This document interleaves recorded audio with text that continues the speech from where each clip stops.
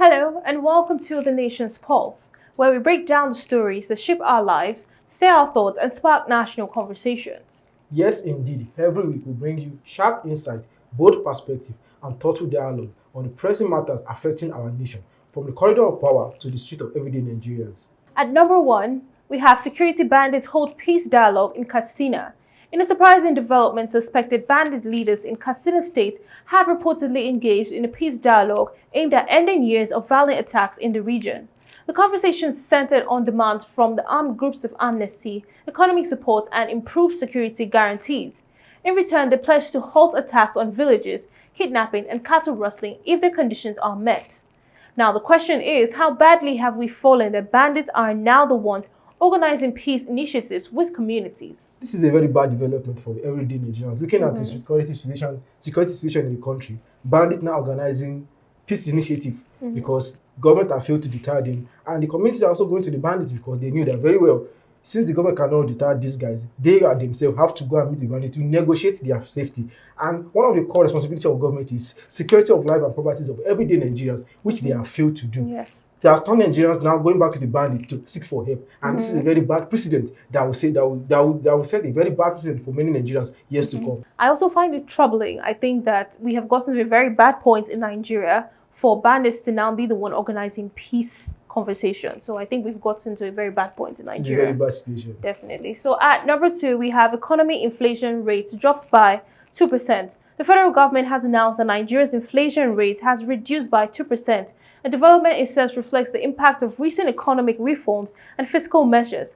Official figures attribute the decline to improved food supply chains, stabilization efforts in foreign exchange markets, and targeted interventions aimed at curbing rising prices.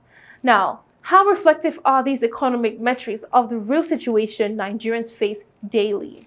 Many Nigerians will say, theoretically, you keep hearing figures from the government saying, oh, we reduce this, the economy is getting better, but day-to-day life of many Nigerians is still very much the same. We are buying things at cost. So for many Nigerians, it's very hard for them to say, when you are hearing, 2% reduction in inflation rate, but your daily life does not reflect that. So the main question is, when will this be reflective in our daily life as a Nigerian? So on paper, it looks really good statistically, but the daily lives of Nigerians still remain. Cost of living, transportation, everything is still very high. So we need to start seeing these changes in the reality of Nigerians. Starting from transport, when we could buy transport ourselves from our day-to-day routine, that will reduce a lot of things for many Nigerians from our day-to-day buying of things. If those prices, inflation and reduction reflect in those things, many Nigerians will get to be, truly things are getting much better. Yes.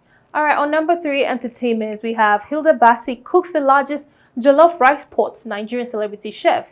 Hilda Baci has done it again and made headlines after cooking the world's largest pot of jollof rice at a special event in Lagos.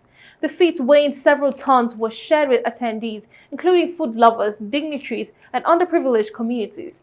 Now the question is, how do we see the concept of the largest jollof pot ever prepared by a Nigerian chef? Cultural pride or just a fun spectacle? This is a very good development. Just sad that I'm not there. I'm not in Lagos. You did not eat the rice. But it's very nice. Him breaking the Guinness Book of Records for the second time again, it shows his how determined she is as a person and how forward she was looking. And cooking the largest jollof rice across the world. I think it down the whole comparison between Nigeria and Ghana. At least we could largest jollof rice all across all across Africa now. So and for other people that are unprivileged coming to their place and getting food for free is a thing of sharing to the environment also, and it brings community together also. So I personally, I think it does well for Nigerian cuisine globally. It makes us look really good, but people have had questions, like it kind of questions our priorities as a nation. People are doing other things and we're talking about the largest pot of jollof rice. But you can't blame her, she's a chef. And exactly. the best thing, how she can promote our country and our culture as a people is by promoting our cuisine. And that's what she has done as a chef. And I think we should applaud her. We should, definitely. Yeah. All right, for number four, we have international news. Donald Trump visits England amid protests. US President Donald Trump arrived in England on Tuesday for a series of high-profile meetings. His visit, however, was overshadowed by widespread protests across major cities. While demonstrators voiced oppositions, his supporters also turned up to hail his leadership. Now, the big question is, how big can we describe his state visit, given the mixed reception it has generated? Donald Trump, since his time of memorial, has always been a controversial figure. Yes. People will like him, people will hate him. But the United States government and the United Kingdom have been a long-standing ally for years to come. And they coming together, a lot of peace treaties have been signed, and they honoring him also shows the commitment both parties have towards global parity and global security. And I think we should take the positive out of it. Also, there are a lot of concerns about people that are coming with Donald Trump, people that are right-wing and have been instigating a lot of violence, instigating a lot of things in the United Kingdom, in which many Europeans are concerned about, especially with their right-wing views. So now for the last topic today, we have sports. Tobi Amusan criticizes Olympic kits. Nigerian sprint hurdler and world record holder Tobi Amusan expressed frustration over the quality of kits provided to Team Nigeria at the Olympics, describing them as uncomfortable and substandard. Her comments triggered reaction from fans and athletes who lamented recurring challenges in sports administration.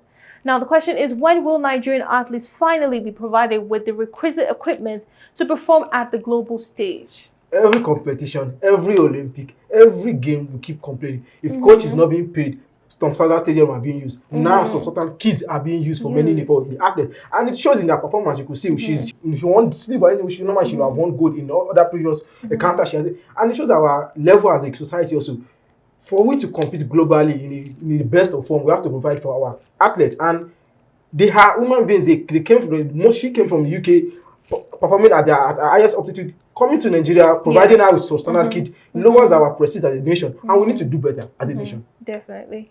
I also think it's a bit unfair that these athletes come out almost every year, every time, to put out their best for the country, and they are being provided with substandard equipment. I find it very odd. It's a thing of pride for many Nigerians to represent your country. So you should be proud, and they should make you feel that you are welcome as a Nigerian. Them, yeah, so the government should support athletes in everything they are doing, especially in terms of providing kits and remuneration. A lot of remuneration that we hold for over the years. Some people died not earning their remuneration over the years. Yeah.